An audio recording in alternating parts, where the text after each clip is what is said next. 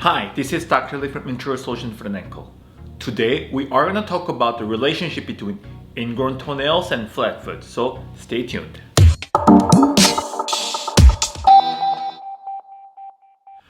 Alright, before we go any further, please like this video and subscribe to the channel. We upload content on a weekly basis for your foot and ankle health, so thank you very much.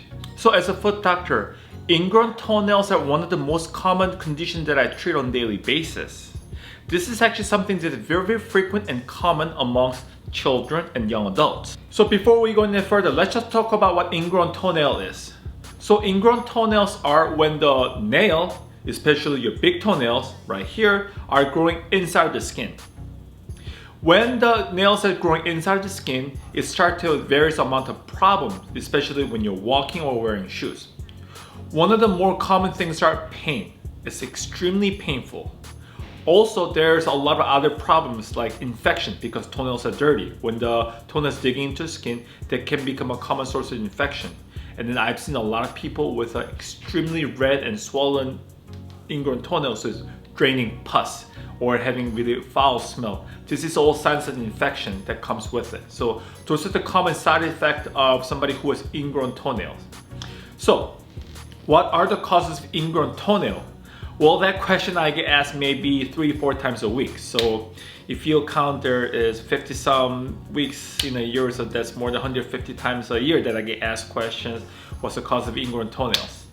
Well, there are more than one reasons why you actually get ingrown toenails. One of the more common reasons is because, well, you cut the nails in the wrong way. If you leave certain aspect of the toenails to be left behind, it can actually grow and then become sharper and then become intrusive or invasive to your skin. Other reasons why you might be getting ingrown toenails are genetic. Actually, a couple weeks ago, I had a patient, a grandmother, who I treated for ingrown toenail.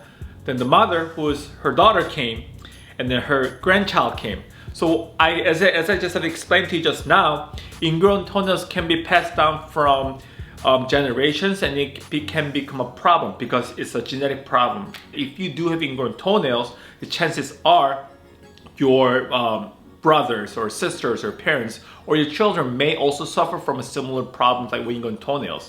Another thing is fungal infection. So let's say that you have contacted a fungus, a foot fungus, and then your toenails became infected. Infected toenails can often become thick and then can also grow very rugged.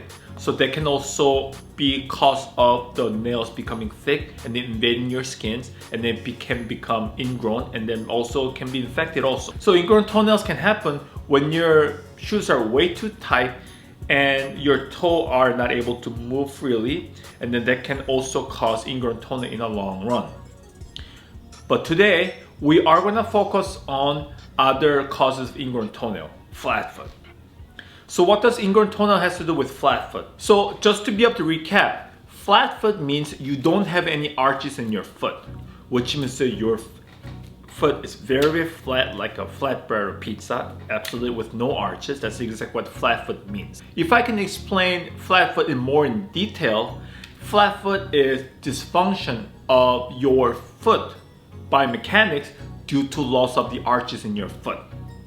What that means is the rear foot, the back part of your foot, is actually moving abnormally because of loss of the arches. More importantly, the middle and the front part of the foot is actually moving abnormally as well because of loss of the arches. I want to be able to focus more on the big toe aspect. This is actually something that's really most common for ingrown toenail locations, as well as for the people with ingrown toenails with a flat foot. It is really important that I actually mention that your big toe is extremely important for your walking or walkabilities. So when you are putting your foot down onto the ground, and then you put the entire foot into the floor, how you lift up your foot and lift up your toes are largely dependent on your big toe. What that means is your big toe moving up and down this way, your big toe joint is crucial when you are moving your foot. Now, if you are having flat foot, this function is actually compromised. So instead of having this joint moving functionally, now this joint right here between the two toe bones has to kind of compensate for the loss of motions or movements right here. You see how tiny this little joint is? It cannot really compete with the joint this right here. Look at the size of the joint, this one and this one is completely different. So it cannot move up and down as easily as this one. So what it actually starts to do is start to move sideways as well too. So it moves up and down and sideways. So what that actually translates into real life situation is when you're walking with a flat foot, you put your foot onto the floor, and as you're lifting up, because this joint right here, first metatarsal phalangeal joint right here is not working properly, so between your toe right here is starting to bend a lot more, and it starts to rotate inward or outward. So that actually pushes the nails inside and outside. What can we do to fix this? If the ingrown toenail has occurred because of flat foot or some kind of malfunctioning biomechanically of the foot, well, we can correct this biomechanical problem to fix the ingrown toenail problem. So this is something that I actually do a lot with people who came to see me with ingrown toenails, and I usually give them some kind of insoles, shoe changes, some kind of alteration or changes in their biomechanical function, the way they're walking, the way they're running, so that I can prevent this ingrown toenail. So just because you have a toenail problem, treating the toenail itself is not really necessarily sufficient.